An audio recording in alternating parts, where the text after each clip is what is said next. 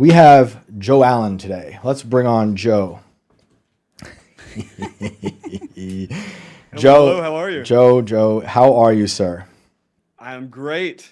So, right before we went live, I was saying how this podcast will soon enough be fully Amish in rejection of the oncoming AI apocalypse, and it will be paper cups and strings, and we will operate that way. And you said, I've got a string and a paper cup actually right outside. It's a can. It's not a paper cup, but oh, good. Same deal. Okay. It's going to take a while to run the line, but the tin can is a little too technologically advanced for my liking, but we'll allow it. But you were saying that you worried that the future of the AI singularity might just be the spinning wheel forever. Do you think we should be worried about the AI? Where are you with this? Like, I don't know. I have a pretty open mind as to where the future may go. It may be as great as the boosters say, although I really, really doubt it. Nothing ever tends to end up that way. But the hellish idea of robots eventually utilizing artificial intelligence to slowly push human beings by their own will out of the way, I'm pretty skeptical of that too. I think it'll be somewhere in between. I've oftentimes said the best prediction for the future is going to be something like the Matrix, but more like Idiocracy. Do you think we're pretty close to that? Idiocracy, yes. The Matrix, in a metaphoric sense, yes. Right.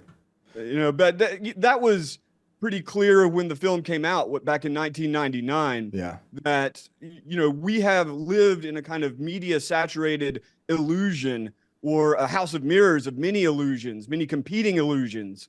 And once you take the proverbial red pill, then I guess you're faced with the dark reality that most people are completely consumed by the narratives that they absorb, and you're not really going to get too far into their worlds without accommodating those illusions.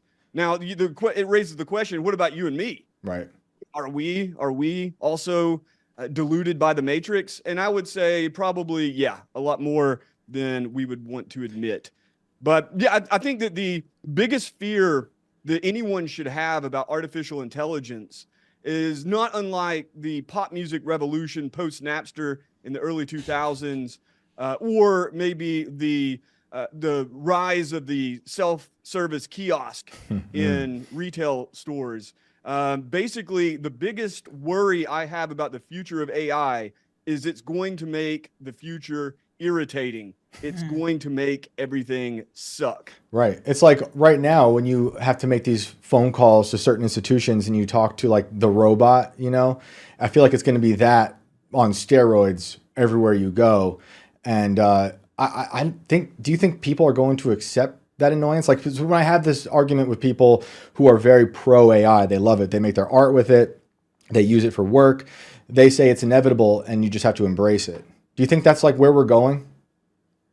Look, I think that it's going to be very, very different in different societies and different subcultures within each society. I don't think you're going to see the Amish turning their labor force over to robots, right? And just kick back and, I don't know, chew on straw or whatever it is that there's left to do if they got robots doing their barn raisings.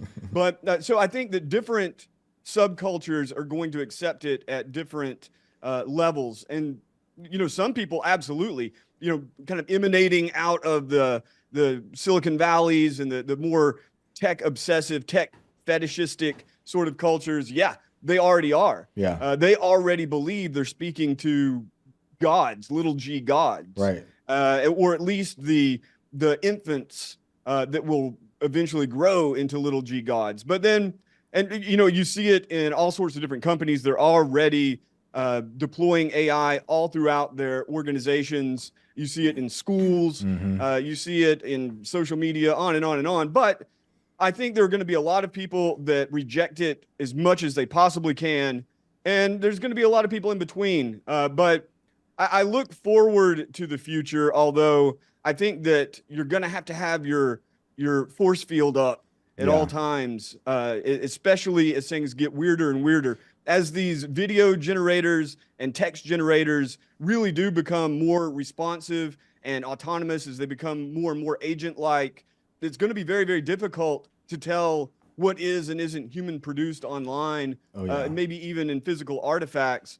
And if you are super pro-human, you're going to have to put some effort into it, but that's fine. We have to be ready for that, and we just have to accept that, because I don't see it going away. You know, there was maybe some hope years ago that a conservative establishment would be averse to all this, but you know, that illusion was dispelled at least a year and a half, 2 years ago. I pretty much got the signal that everyone from the kind of top operatives at the in the Republican Party to Fox News to the Wall Street Journal to many Christian organizations, on and on and on, the sorts of people who would normally be averse to mass radical transformation, they're maybe on board with it more than the left at this point because it's fashionable. So they're gonna usher it in. It's gonna happen. I think it's happening. Whether it's going to be like the cartoonish images of singularities and post-human beings and nanobot swarms, you know, I wouldn't necessarily anticipate the most extreme fantasies to become real in a literal sense, but we're going to see some approximation of it. Again, we already do. I think the right and the Christian right's embracing of Elon is that signal, you know, because he's going to usher in, you know, and you can champion all the good you think he might do. I do enjoy Twitter. I use it too much. But they're embracing what will become and what could become an AI government, you know, plus the acceleration of the surveillance state, which he partakes in. He's a defense contractor. And no one seems to be talking about that, you know? It's weird to me. I mean, to me, you know, I've never really been one to hit at Elon Musk on a personal level, or anyone. Occasionally I will. But I don't think that's very fruitful. The real problem with the Elon Musks of the world is that they share certain values in common that I find to be completely abhorrent.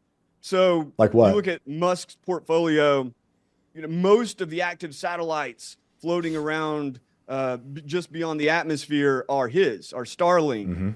They're comms, obviously, but also comms for spy agencies, for military organizations. And I think that there's every reason to believe that that level of control is going to be leveraged so hard, he may actually become a kind of Red Caesar, as many people dream of him being. But moving down from there, you know, he's working on Colossus just down the road from me in Memphis. And I think right now I get conflicting stories, but it's at least 100,000 GPUs, should be 200,000 in the near future. He's, you know, as always, pushing out, you know, this idea of what the future will be, 1 million GPUs in the near future. And he's going to use that to train Grok, Tesla AI, I'm sure.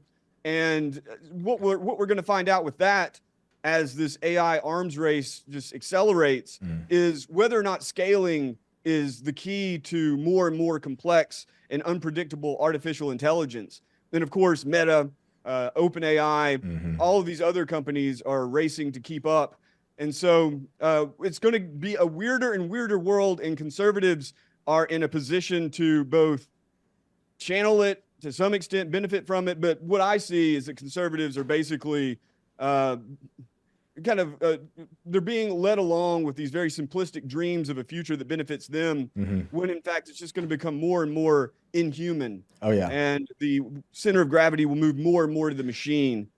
Go on down from there. Optimus robots, Tesla Bugman mobiles, whatever sorts of biological sorts of projects that he may end up working on, sort of like what he did with CureVac back in 2020. Yeah, it's a worldview that I find repulsive. He may be funny, he may be cool, but I am not one to cheer on the dream of hundreds of millions or billions of people with a Neuralink trode in their head. That's insane.